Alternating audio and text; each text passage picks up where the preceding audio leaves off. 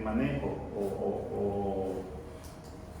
o una de las causas más importantes dentro de la nefrología, porque depende mucho de cómo se maneja o cómo se le dé tratamiento al paciente y en qué tiempo de corrección yo tengo que actuar, ¿no?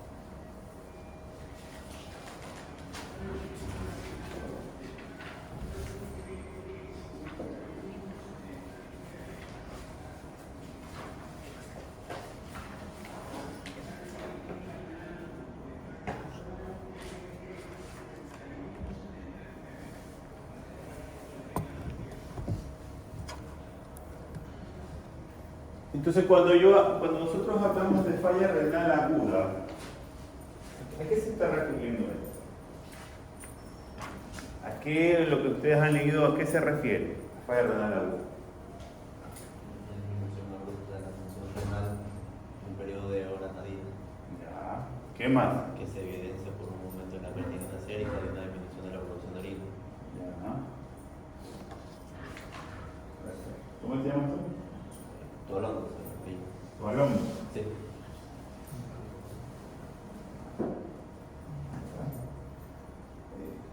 La definición es clara. Antes se hablaba mucho de que era insuficiencia renal aguda, antes se hablaba de que era una isquemia renal aguda, antes se hablaba de que era una lesión renal. Ahora se habla ya no de fallo, porque tiene varios puntos y el fallo entra en varias categorías. Entonces, cuando yo hablo de falla, yo estoy hablando del deterioro de la función principal del riñón, en este caso, ya es la depuración de las sustancias y de los líquidos, ¿ya? Que son las principales funciones en las cuales voy a actuar de manera inmediata, ¿no? Entonces, para esto nosotros tenemos que hablar. Está descargado. Para esto nosotros tenemos que recordar cuáles son las principales funciones que tenemos en el riñón, ¿ya? Como son la excreción de residuos, la homeostasis, lo que es la regulación de la circulación, que ya lo conocemos la mayoría, ¿ya? Y para esto yo puedo definir a la insuficiencia renal o a la falla renal, perdón, a la insuficiencia renal, a la pérdida total o parcial de la capacidad de mantener la homeostasis. Esa es la principal función. ¿Tiene marcadores? Sí. Entonces, vamos a ir, ustedes nos van a ir viendo la definición de la falla renal aguda, ¿ya? Entonces, es clarísima la función de que es la pérdida total o parcial de la homeostasis. ¿Qué es lo que me hace mantener? ¿Qué es lo que me da a mí la funcionalidad? Entonces, la homeostasis, ¿ya? Entonces, dentro de la homeostasis está mantener el filtrado, mantener la depuración de los azoados, mantener un adecuado manejo de los líquidos, ¿no? Y de los ciertos electrolitos. Entonces, para esto, yo cuando hablo de insuficiencia renal, tengo que tener claro si es aguda o es crónica. Porque puede ser algo crónico que ya viene el paciente de meses de evolución y puede ser algo agudo que viene de ahora, de hace 2 días. Entonces yo tengo que meter en mi cabeza que la insuficiencia renal tiene que ser aguda cuando yo tengo que este paciente está dentro del tiempo inicial. Es decir, que yo tengo al paciente, eso es para ustedes. Sí. El que yo vea que este video salga por fuera, los dejo de antes. En serio que les digo. Esto es para ustedes, no son brutos. Porque ustedes son los últimos grupos y ustedes sacan mejor nota que los primeros que graban. Esto es para ustedes. Apréndanse esto. Esto es para ustedes, para que ustedes tengan un apoyo. ¿Ya? Si los otros grupos no graban, pues lamentablemente no es cuestión de ustedes. Entonces, cuando yo hablo de inicial, hablo que está dentro de las primeras 48 horas de evolución o dentro de las primeras 24 horas de evolución. Cuando yo digo que es agudo. Cuando hablamos que es crónica, cuando nosotros decimos que la caída de la función renal permanece más allá de 3 meses. Es decir, es crónico cuando el deterioro de la función renal está más de 3 meses. Entonces ya cuando yo hablo de crónico, yo digo que este paciente ya tiene 5 estadios, que tengo que estadificarlo en qué estadio de acuerdo a la función renal que presenta, ¿verdad? Entonces ahí vemos nosotros que la falla renal aguda, vemos un riñoncito que está tratando de hacer PIC, pero no puede, y está preocupado. Está preocupado, y ahí viene ya una definición más clara acerca de la falla principal. La insuficiencia renal aguda o fracaso renal agudo es una pérdida reversible. ¿Ya? ¿Cómo yo la diferencio? Es fácil.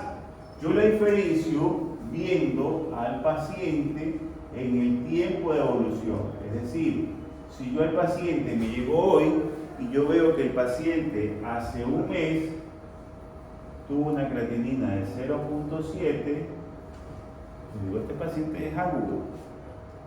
¿Ya? Pero si yo digo que el paciente me llegó y que hace un mes tenía una creatinina de 1.4, yo no le puedo decir que es agudo. ¿O sí? ¿Cuánto es el rango de una creatinina? 0.7 a 1,2. 0.7 a 1,2. ya. Esto es en hombres, en mujeres. Hasta 0,9. Hasta 0,9.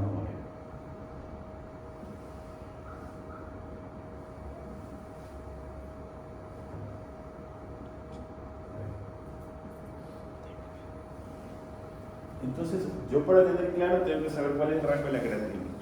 Entonces, si yo estoy diciendo que este señor hace un mes tenía 1.4, para mí ya es crónico. Si yo estoy diciendo que este paciente hace un mes tenía 0.9, para mí es agudo. ¿Me explico, verdad? Cuidado con los ejercicios que van a tener en el examen.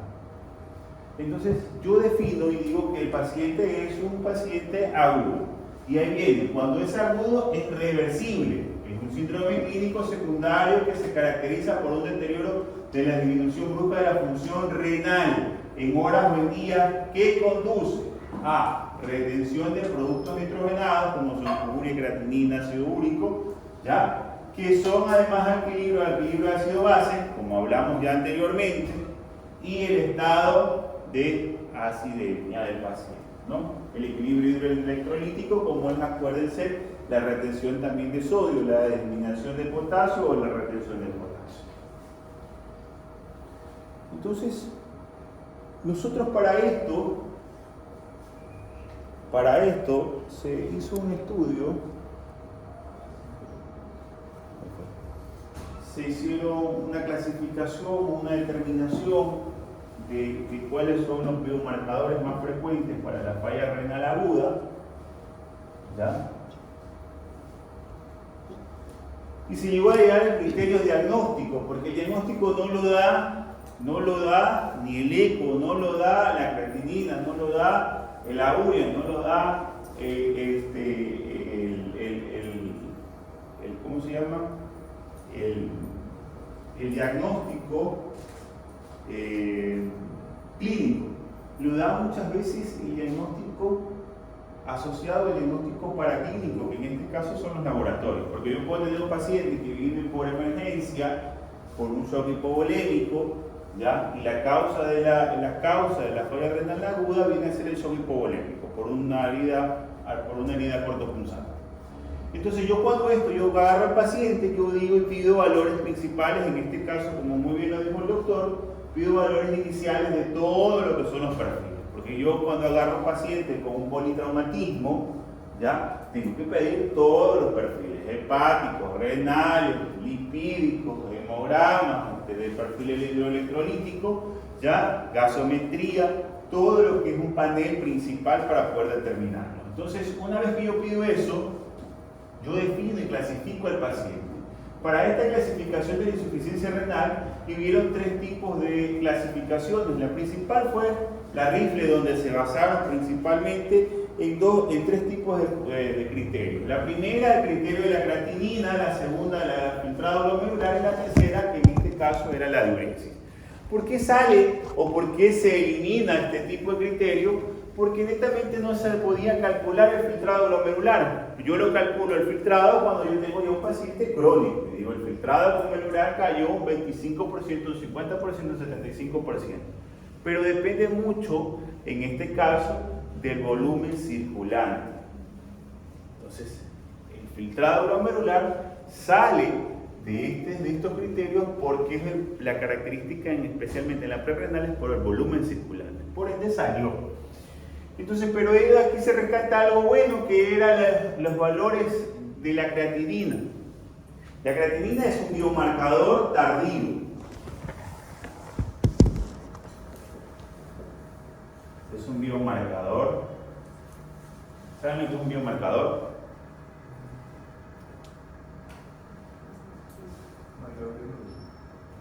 ¿Ya? ¿Qué es un biomarcador? Un biomarcador es un producto, un proceso, un metabolito, como tú lo quieras llamar, que mide la función normal o la función fisiológica y la función patológica.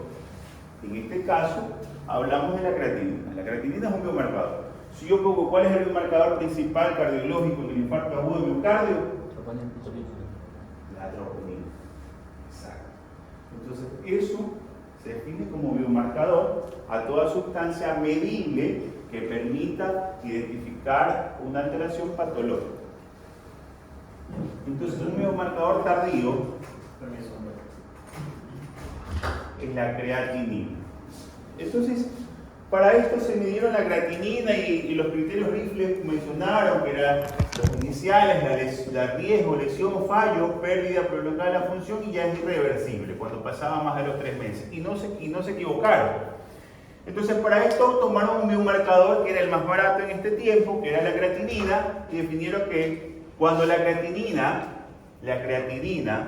se encontraba por 1.5 ya había un riesgo de lesión. Cuando llegaba la creatinina a 2 ya había una lesión y cuando ya pasaba de 3 ya netamente era un fallo. Llegaba a 4 asociado a la pérdida de la función del filtrado glomerular, por más de 4 semanas ya se denominaba como una pérdida prolongada y cuando pasaba de los 3 meses ya era irreversible o crónica.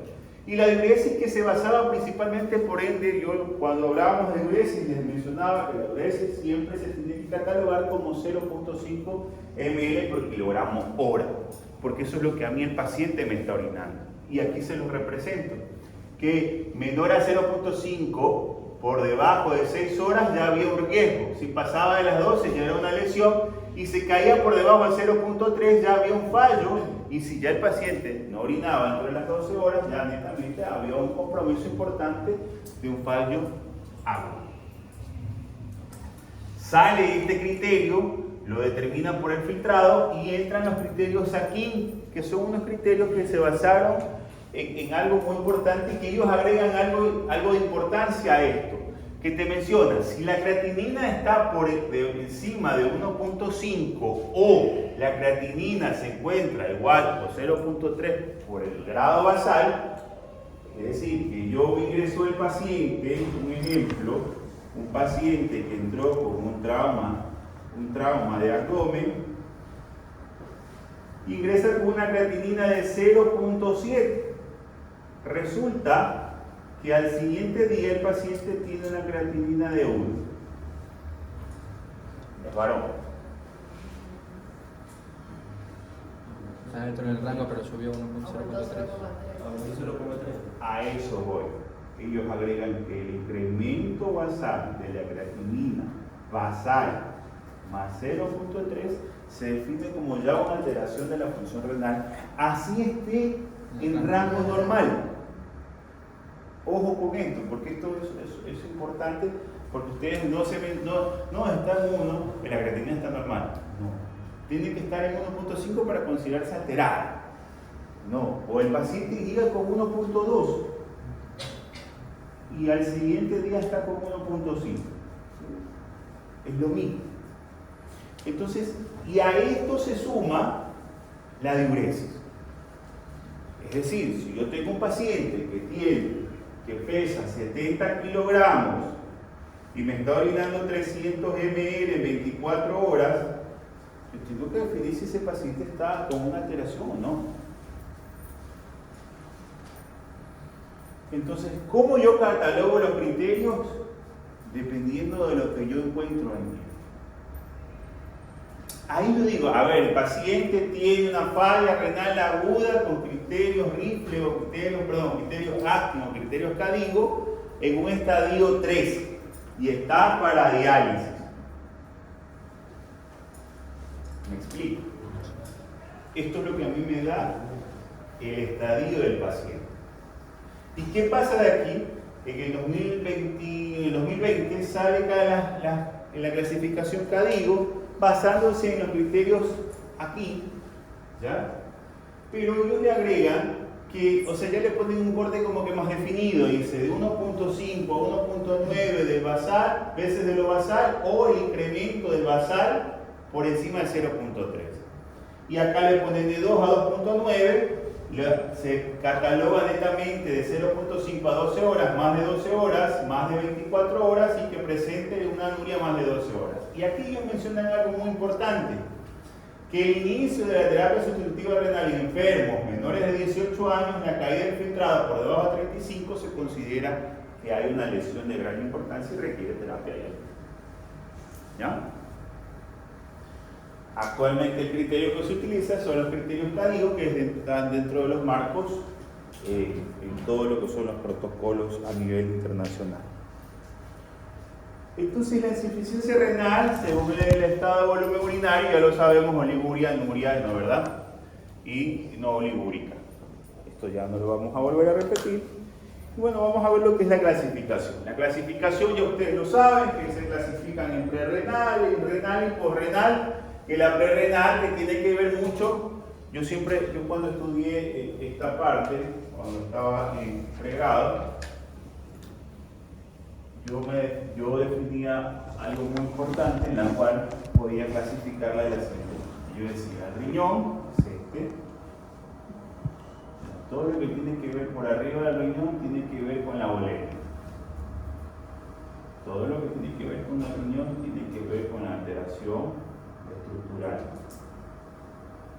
Y todo lo que tiene que ver por debajo del riñón tiene que ver con un proceso de obstrucción.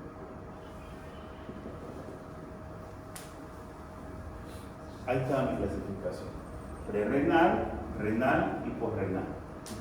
¿Qué tiene que ver la prerrenal? La prerrenal es todo lo que me llega a mí de sangre.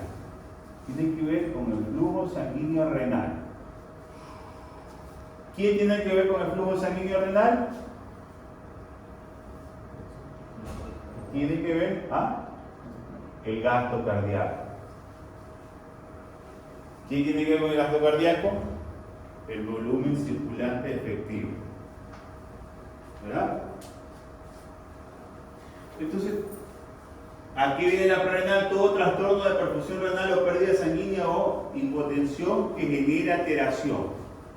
Todo lo que tiene que ver con la volemia, sea por secuestro, sea por caída, sea por deterioro, sea porque el paciente tiene una alteración de la bomba, ¿ya? Todo lo que tenga que ver con la volemia.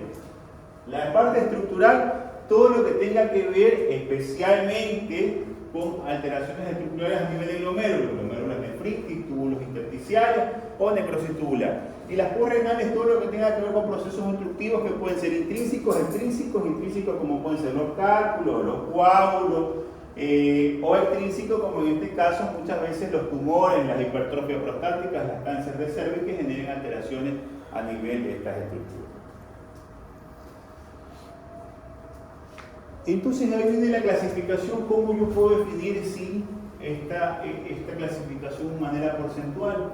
Se habla mucho de que la prerrenal representa el 50%, va entre el 50 y el 70%.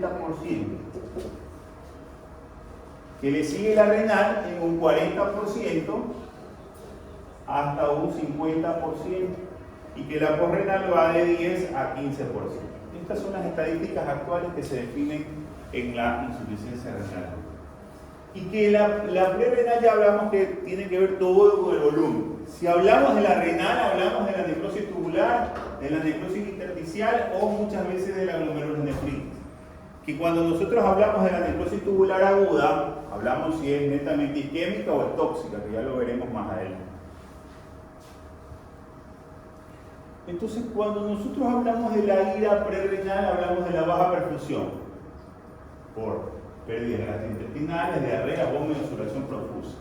Por líquidos de tercer espacio, por pérdidas sanguíneas como pueden ser hemorragias agudas, por hemaduras, por síndromes de fugas capilares o por pérdidas urinarias como son especialmente las diuresis osmóticas.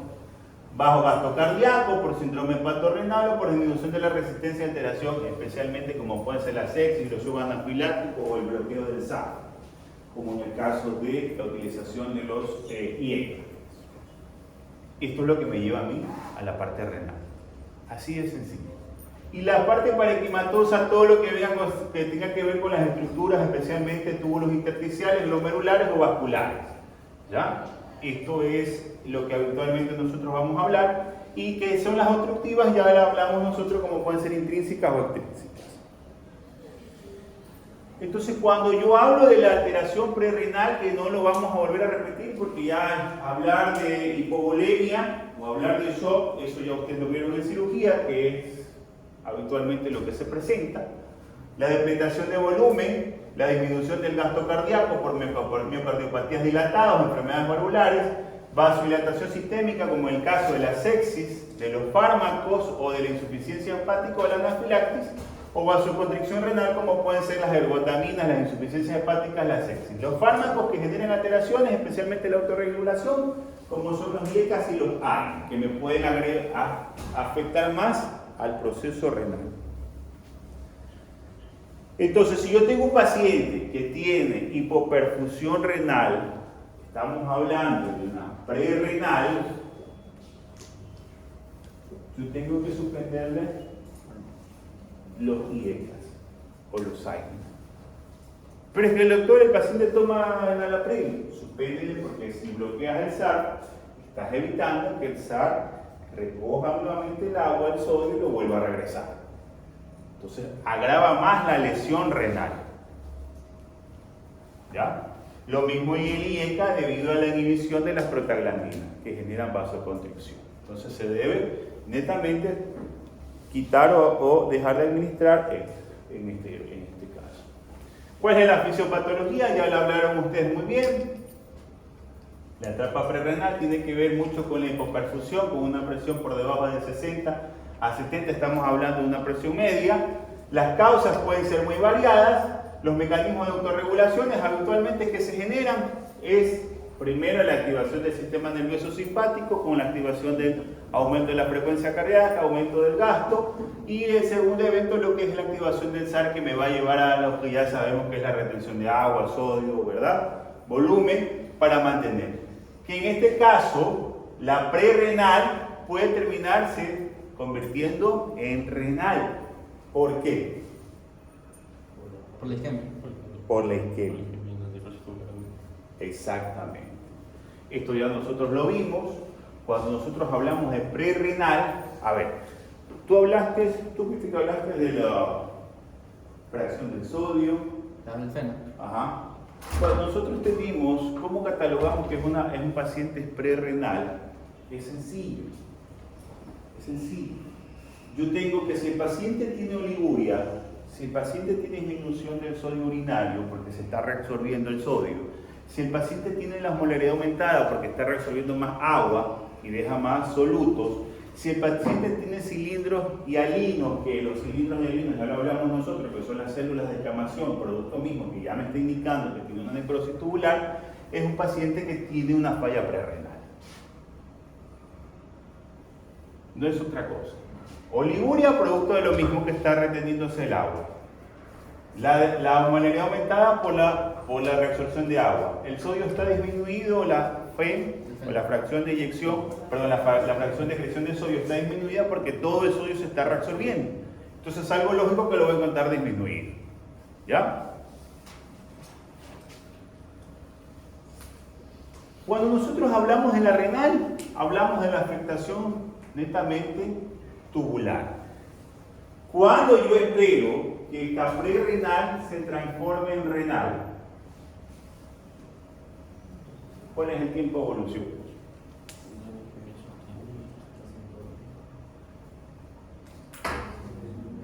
Los depositores. O sea, los mecanismos que actúan en la falla prerenal es de 24 a 48 horas. De Ya. repente, si eso se alarga, ya es renal. Que es renal. O sea, ya es de causa renal. O sea, si se van los mecanismos compensadores, ya es O sea, renal. cuando ya se agotan estos mecanismos compensadores. No.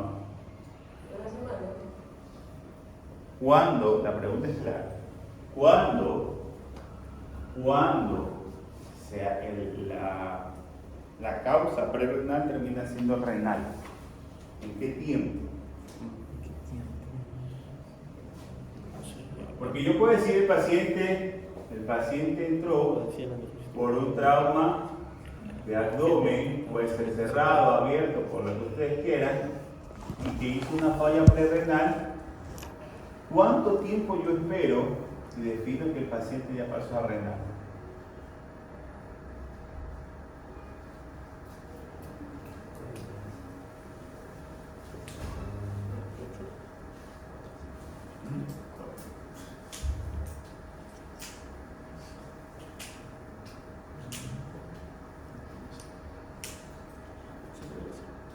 ¿Mm?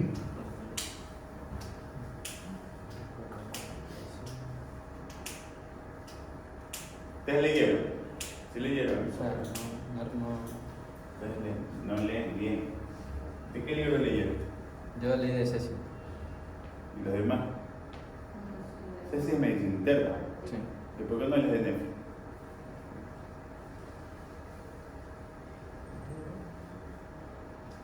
Cuando yo tengo una falla prerrenal, es una falla mixta. ¿Por qué? ¿Por qué es una falla mixta? Porque si me está disminuyendo el flujo sanguíneo renal, es decir, que el riñón le llega poca agua, estoy generando una alteración importante en la estructura. Porque el riñón vive con el agua. Si no hay agua, no hay flujo. Si estoy diciendo que no le llega agua y está diciendo el riñón que se activó el SAR, ¿quién se está convirtiendo en un mártir? El riñón. Si está activándose el SAR, le está llegando poca agua y se está deshidratando, hay un proceso isquémico importante dentro de las principales 12 horas.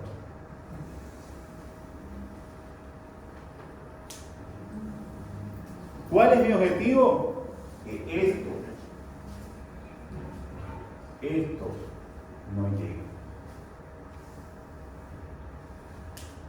Porque la literatura te dice claro, la fase prerrenal, porque es una fase prerrenal que está dada por la disminución del flujo sanguíneo, por la hipovolemia, por todos los factores de autorregulación, pero ya está habiendo un daño estructural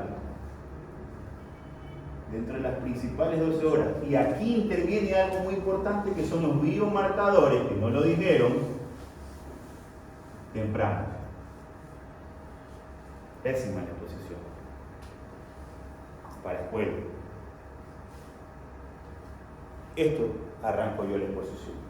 ¿Qué son los biomarcadores tempranos que me evitan que esta falla caiga acá?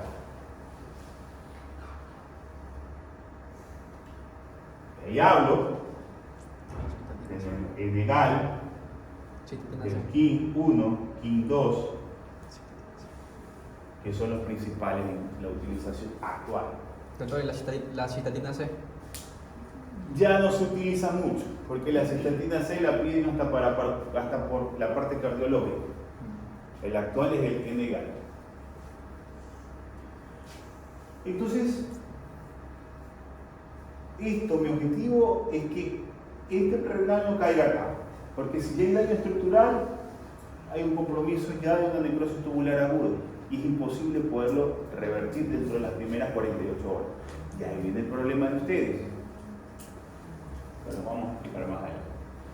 Entonces, cuando yo ya tengo la afectación tubular, la necrosis tubular, estoy complicado, porque se me viene una cascada de eventos. Las causas tubulointersticiales, las causas por grandes vasos, las causas por afectaciones glomerulares, todo lo que me genere una alteración estructural me va a llevar a una necrosis, perdón, me va a llevar a una alteración netamente renal. Esto es lo mismo que ya hablamos anteriormente, ¿ya? Y cuando nosotros hablamos de la necrosis tubular aguda, que es lo que a mí me interesa, porque cuando yo tengo una causa prerrenal, por la que sea, yo quiero prevenir la necrosis tubular aguda. Ese es mi objetivo. Entonces yo tengo que, si la más común es la hemodinámica, la isquémica es 50%. Ahora se habla mucho más de la necrosis tubular aguda, que se define hasta un 70%. ¿Por qué? Porque hay un mal manejo de la terapia. Porque si yo tengo un paciente con insuficiencia cardíaca que está haciendo retención de líquido, que está haciendo un tercer espacio, que está haciendo una retención, un edema, o un paciente cirrótico, me está haciendo lo mismo y me está llevando a una necrosis tubular aguda. Pero a mí lo que me interesa es sacarle el agua. Sacarle el agua. Eso es lo que me interesa. Le doy diurético, le doy furosemida, le doy esperinolactona, le trato de ayudar, pero se olvidan de que este daño estructural es irreversible muchas veces. Porque es algo crónico.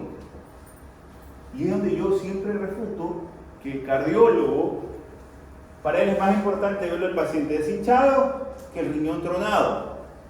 Y ahí vienen las consecuencias, porque después de 3 años, 2 años de utilizar diuréticos, el paciente cae a una enfermedad renal crónica irreversible. Y si ya no vino, ¿cómo le sacó el líquido? Entonces, esto es importantísimo. Puede ser la necrosis tubular aguda, por vía nefrotóxica, que puede ser endógena, exógena, o por vía vascular intersticial, que es muy rara, un 5%, que ya la vamos a ver.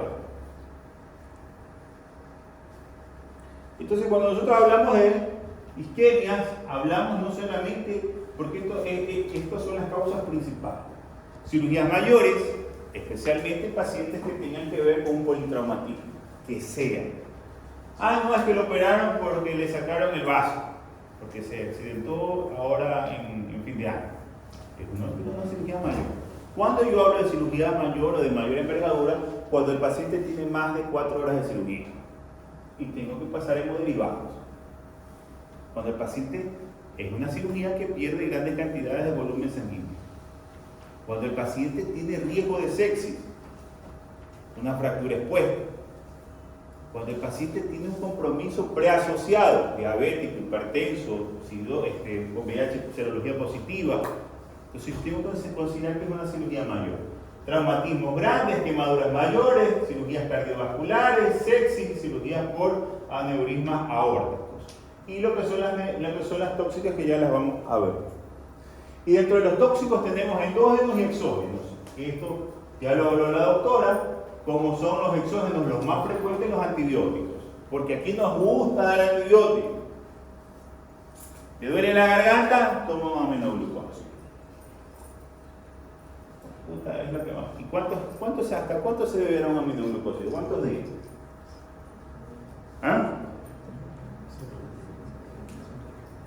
¿Cuántos días se debe dar un aminoglucosa? 3 días. 3 días. Anfotericina, las sustancias de contraste. Esto es importante también, las sustancias de contraste. Y endógenos, como son especialmente la hemoglobina, en el caso de la rhabdomiólisis, las hemoglobinas, los ácidos úricos, el calcio y las bilirrubinas. Y los bilirrubinatos, que habitualmente se dan en todas las patologías que estamos mencionando ahí. Entonces, ¿qué pasa o qué transcurre? Porque yo siempre digo, no es que yo espero que... Lo mismo les vuelvo a repito en la clase anterior. Yo espero que de aquí haya 48 horas, como lo dijo la doctora, para voy a considerar que es renal. Esto no tiene, esto es un evento mínimo. Como ven Netflix. Porque Netflix dice, aquí se acabó la primera temporada, inicia la segunda. No, te manda el siguiente capítulo. Lo mismo pasa. Mientras transcurre la fase prerrenal, está ya la renal trabajando. Entonces, ¿cuál es la fisiopatología inicial? La glicemia isquémica es generada especialmente por la hipoxia que se genera por la misma disminución del filtrado. Es decir, que el riñón se está deshidratando porque está reabsorbiendo sodio y agua nuevamente al volumen y por ende aquí hay disminución del flujo glomerular y por ende hay disminución de la vascularidad o de la irrigación vascular. Entonces, ¿qué es lo que primero ustedes han visto cuando se marchita una planta? ¿Qué se empieza a caer primero? Las hojas, acá se caen los pinos. Es lo primero que se pierde. Pérdida del revés del cepillo, del túbulo contorneado proximal. Pérdida de la polaridad de los puntos intercalares, es decir, que pierde los puntos de unión. Alteración de la bomba, especialmente de sodio, potasio, ATPasa. Perdón. Expresión y restricción de las moléculas de adhesión integrinas para mantener lo que son las células en el endotelio y la muerte y descamación celular que se va a presentar especialmente con la formación de cilindros y alindros. ¿Ya? Y esto es lo que habitualmente nosotros vamos a ver. Entonces, la necrosis tubular isquémica tiene fases. Yo cuando la vi, yo la catalogué de la siguiente manera. Tengo una fase que viene de A. Tengo una fase oligúrica, anúrica y poliúrica. Perdón, oligúrica, anúrica y poliúrica. Así. No sé si me entienden. Oligúrica, anúrica y poliúrica. ¿Por qué?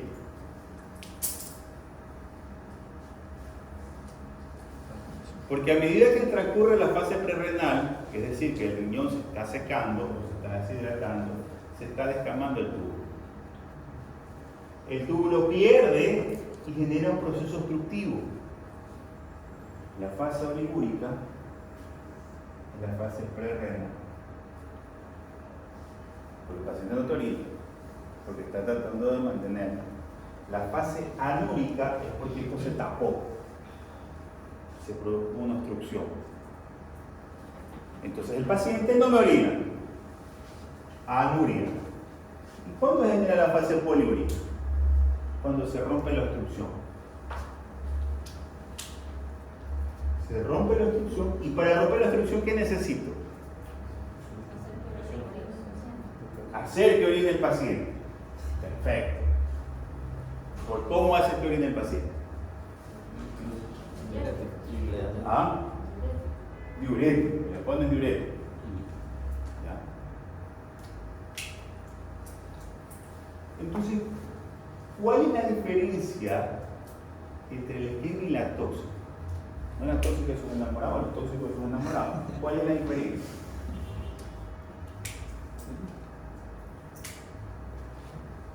Se mencionaba que, por ejemplo, en la isquémica se da la nueva formación de células, pero en la tóxica, mientras no se retire el tóxico, no va a haber la nuevo epitelio. Ya. La isquémica, como su nombre lo indica, son lesiones muy esporádicas de ciertos segmentos. La tóxica es todo. El compromiso es instaurarse y lesionar todo lo que está a su alrededor. Es decir, todos los túbulos contorneados proximales. Si tú ves aquí, están afectados. Pero acá son todos. Su inicio es dentro de las principales 4 horas de afectación, la tóxica. Es decir, que se le puso el contraste ahorita y a las 4 horas el paciente está generando una alteración. La isquémica se espera dentro de las principales 12 horas. ¿Por qué? Porque falta de flujo. Acá es un tóxico. ¿No? Cuando yo encuentro la fase poliúrica, cuando yo tengo al paciente que primero tengo que pasarle líquido, porque si yo quiero romper esa resistencia, tengo que pasarle líquido al paciente. No darle diurético. Porque si el paciente está anúrico y no le he pasado líquido porque está haciendo una falla prerrenal, el paciente se me va a complicar más. Genero mayor riesgo de isquemia. ¿Qué es lo que yo hago primero? Reponer la volemia. Las principales 48 horas o 24 horas de reposición de volemia y que el paciente no me orine, pero sé que un balance positivo está dentro del cuerpo, le doy un diurético para que rompa esta resistencia. Y el paciente comienza a mejorar. Rompe la obstrucción y el paciente comienza a mejorar y después de las 48 horas la urea y la creatinina mejoran. Entonces cuando nosotros hablamos de la necrosis tubular aguda, este cuadrito es bonito porque te habla mucho de la etiología que pueden ser cualquiera de estas de aquí, isquémica o nefrotóxica. La isquémica, como ya la sabemos, cuáles son los mecanismos, y la nefrotóxica, que son lesiones netamente muchas más tardías con generación de mayor evento, de mayor afectación que la isquémica. El deterioro principal, que es la oliguria.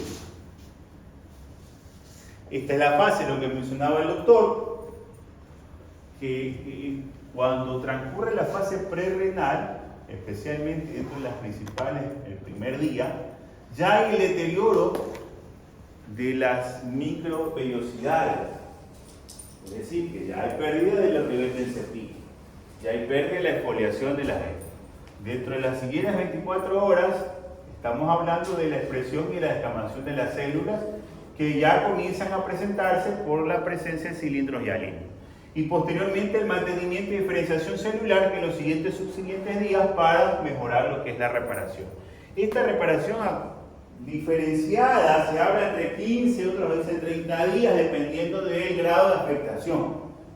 Porque resulta que el doctor pasaron más de 48 horas y el doctor ni cuenta se dio que el paciente no orinaba. Y ahí le estaba pasando líquido porque para él es una insuficiencia renal crónica y se sabe que en la insuficiencia renal crónica no se le puede pasar líquido y por ende no le pase mucho líquido, mucha agua. Y lo cago al paciente. Entonces, los tiempos dependen del tiempo de actuación de la etiología. Y aquí hablamos nosotros de los marcadores o los biomarcadores de lesión temprana, que son especialmente que me va a diferenciar la lesión, la modificación de las moléculas y evitar el daño celular, que es lo principal en este caso de los biomarcadores. Estas son las etapas de la necrosis tubular aguda, se las dejo para que la lean.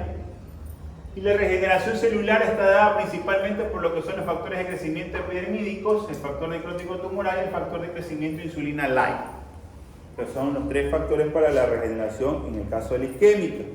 Esto hablamos que la detección, especialmente en las nefrotóxicas, no existe oliguria. Es decir, el paciente está orinando y está generando incremento de uricreatinina. Pero tú dices, pero si el paciente está orinando bien, yo aprendí que la insuficiencia de la necrosis tubular aguda no había, no lo orina. El paciente me orina normal. ¿Y por qué se elevó la creatinina? Ah, mire doctor, es que yo me fui a Seibo, el doctor Bonito Piruaga me puso un contraste para medirme, qué sé yo, el útero, cualquier tontera, y nunca lo preparó el paciente. Y el paciente está orinando y está con una lesión isquémica tóxica. Entonces, esa es una de las causas principales. Otra diferenciación es lo mismo que yo les decía a ustedes, es lo mismo que pasa con el paciente con insuficiencia cardíaca, es lo mismo que pasa con el paciente cirrótico, que yo le doy altas dosis de furosemida para tratar de mantenerlo bonito, sequito, pero lo trono al riñón. Genera una necrosis tubular tóxica por consumo de diuréticos o por consumo excesivo de diuréticos. El aumento de la urea de 20 a 40, el crecimiento de la creatinina de 0,5 a 2 miligramos por día, la diferencia de la isquemia. Y esto es lo que hablaba él.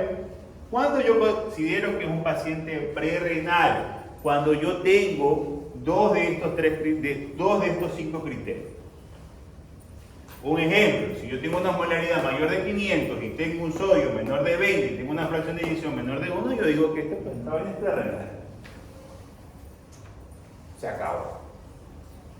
Pero si yo tengo una molaridad de 350 y yo tengo un sodio normal y tengo una fracción de excreción dentro de los rangos, esto es renal. Ojo, que no significa que la renal, la necrosis tubular generada por isquemia, se te presente como una prerrenal. Te explico. Lo contrario de la tóxica. La tóxica sí se te presenta acá. El paciente te orina, no te bota sodio, está la osmolaridad entre los rangos y no te afecta nada. Pero la isquémica sí, porque su origen es prerrenal. Esta es la fórmula. Y hablamos de la posrenal, ya vamos terminando, así que la posrenal tiene que ver con todo lo que me genere obstrucción. Puede ser ureteral, puede ser obstructiva del cuello, puede ser cualquiera que me genere la obstrucción y me vaya a llevar a una alteración importante de la diurexia, ¿no? Entonces vamos a ver. Existen ahí lo que se llama aumento de la urea y la creatinina sin ira. Esto es otra cosa muy importante. ¿Y por qué eso lo pongo yo? Porque tiene que ver mucho con estas patologías. ¿Cuándo se me incrementa mucho la urea? Por la ingesta proteica aumentada. Y lo que conversamos con un compañero de ustedes que hace algo de nutrición, que me decía que la dieta cetónica es muy buena. Le digo, haz tu proteína en 24 horas y vas a ver que vas a encontrar la alta. Dicho y hecho. Esto, ojo, cuidado con esto. Consumo proteico alto. Infusión de aminoácidos, los que van al gimnasio a quererse hacer pepudos terminan con una falla renal aguda. Es en serio.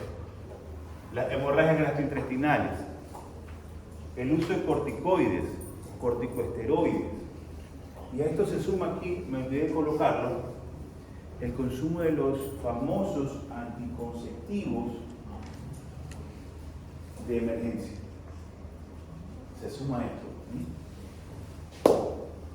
La creatinina en los procesos de rhabdomiólisis, como ustedes ya muy bien lo saben, disminución de la secreción de la creatinina, como son especialmente las formas de la trimetropin, la interacción de la reacción de Jaffray en el caso de las cetonas, como son las cefalosporinas o el metanol, que son una de las patologías más frecuentes que haya incremento de la urea y la creatinina en este caso. Ahora ahí hay suplementos hasta de creatinina, creo que para los que se quieren hacer pepudos. Peor esta mierda, porque es creatinina no metabolizable. Se lo dejo para que se pongan pico. Porque yo tengo máquinas ahorita para regalar. Aproximación a diagnóstica. Si yo tengo un paciente X, ¿qué es lo que yo primero tengo que hacer? Monitoreo hemodinámico del paciente. ¿A qué me llamo monitoreo hemodinámico? Signos vitales, que el paciente esté bien, que la presión esté bien, dependiendo de la patología que sea, porque puede ser un cálculo. Pero yo tengo que estabilizar la hemodinámica. ¿Ya?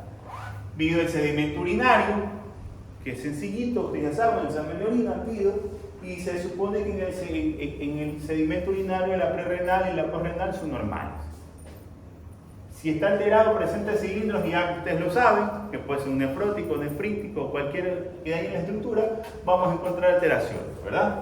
Único renal, ¿para qué? Porque si es un proceso obstructivo, el eco va a decir, hay una hidronefrosis presente izquierda de gran importancia con una oclusión.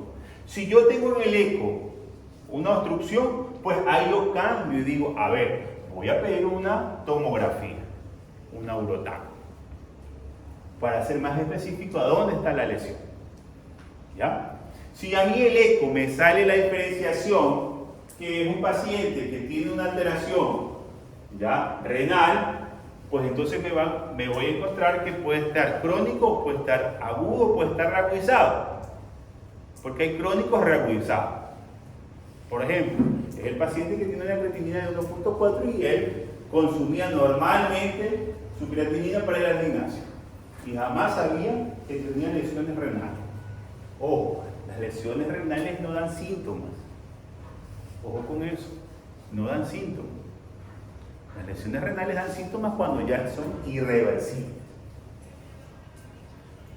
Entonces, pido el eco y en el eco me sale disminución de la relación córtico-medular.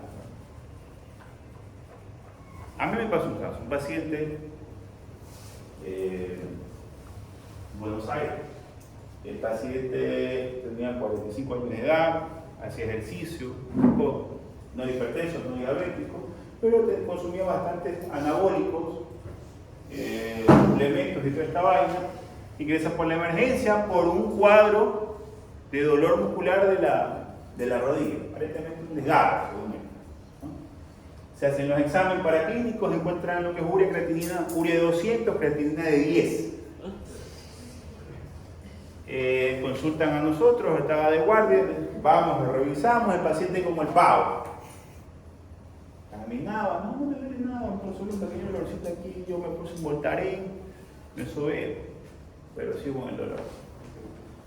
Le hacen el eco presenta disminución de la relación córtico-medular, es decir, que ya ha perdido su funcionalidad, era crónico. El tipo no sabía. Entonces, ¿qué es lo que hicimos nosotros? Comenzarnos a indagar, a estudiar y ver que él ya había generado un daño importante producto del consumo de los anabólicos e incluso el córtico. Porque inclusive creo que era, si no me recuerdo que era fisicoculturista el tipo, pero estaba fregado. Entonces, esto es la importancia de yo pedir el eco. Situaciones especiales, cuando yo pido situaciones especiales, en caso de que yo sospeche que sea una isquemia, o que sea un proceso obstructivo, que sea un tromboembolismo que el paciente haya tenido por X razón y que esté generando una isquemia renal, porque también eso puede generar una falla renal aguda. Que tenga procesos de arteriografía o que muchas veces tenga un proceso de hipertrofias prostáticas importantes, ¿no? El algoritmo, para yo poderlo definir, el tiempo, la historia clínica, descartar las causas, evaluación de la hemodinamia, afectación exógena de otros órganos, análisis y determinación cronológica. Esto es lo importante, porque yo siempre instalo el que tienen que ustedes definir los tiempos de actuación, porque es donde nosotros podemos prevenir las lesiones. ¿Ya? Tiempos de instauración, ¿qué tiempo se tardó? Si menos de 15 días, de 15 a 3 meses aguda, si es más de 3 meses es crónico esta vaina. Si ya yo tengo que es una ira funcional o establecida, pido la ecografía, si el riñón está dilatado, pido neurotax, si no, pido netamente otros análisis que me hagan descartar otro tipo de patología. Este algoritmo es muy sencillito y lo tomé de nuestro libro de residentes. Manifestaciones clínicas. Las manifestaciones clínicas en la falla renal aguda son muy variadas, porque depende del grado de instauración. Porque, por ejemplo, puedes tener neurológica, la urea está en 200 y el paciente comienza a tener letargia, hiposomnolencias, instabilidad, convulsiones. Alteraciones vasculares, especialmente en el caso de que sea un proceso de tercer espacio, una pericarditis, un edema agudo de pulmón. Gastrointestinales, si el proceso es gastrointestinal, vamos a tener náuseas, vómitos o dolor hígado. Si son infecciosas, ya lo sabemos, o si tienen alteraciones a nivel de hemorrágicos, como en el caso de los traumas. ¿Cuáles son los pacientes de mayor riesgo?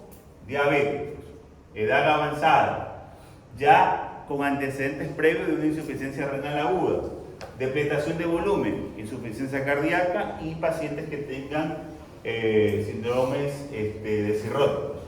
Proteinuras previas, mielomas, exposiciones a nefrotóxicos previos y postoperatorios. Esto, y los que van a ser cirujanos tienen que tener pila en los postoperatorios, porque aquí es lo que más se ve. Prevención, restaurar la perfusión renal, disminución de la lesión de las células epiteliales, reobstrucciones tubulares renales en el caso de la falla de la necrosis tubular aguda, promover la reparación y generación celular y medir la afectación dependiendo de la apretación de volumen y evitar los nefrotóxicos en el caso de una falla renal aguda. El tratamiento es médico, balance hidrosalina, control de los residuos nitrogenados, aporte calórico adecuado, evitar las hipercalemias, el edema agudo y las infecciones en el caso de que se presenten. ¿Ya? Tratamiento conservador, control paraclínico y bioquímico cada día. El balance hidrosalina con un aporte importante, el balance electrolítico, disminución de la ingesta proteica, aporte calóricos, antiácidos y adecuar de acuerdo a la función del riñón los antibióticos. Esto es la hipercalemia, porque es una de las causas. ¿Por qué se produce la hipercalemia en la falla renal?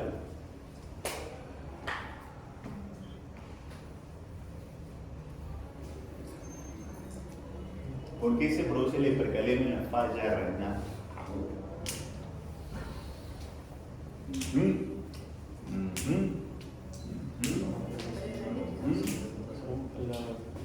¿Algún vaso de potasio?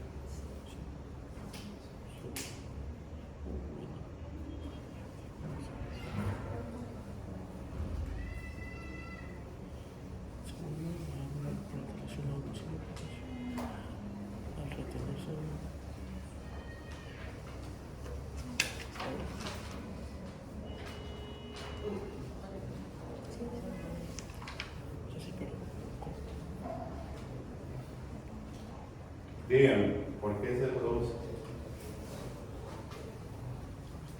¿Dónde está el potasio? Intercelular. Y si hay lesiones celulares por cualquier afectación, Más potasio. entonces se elimina potasio. Esa es la explicación. Perdón.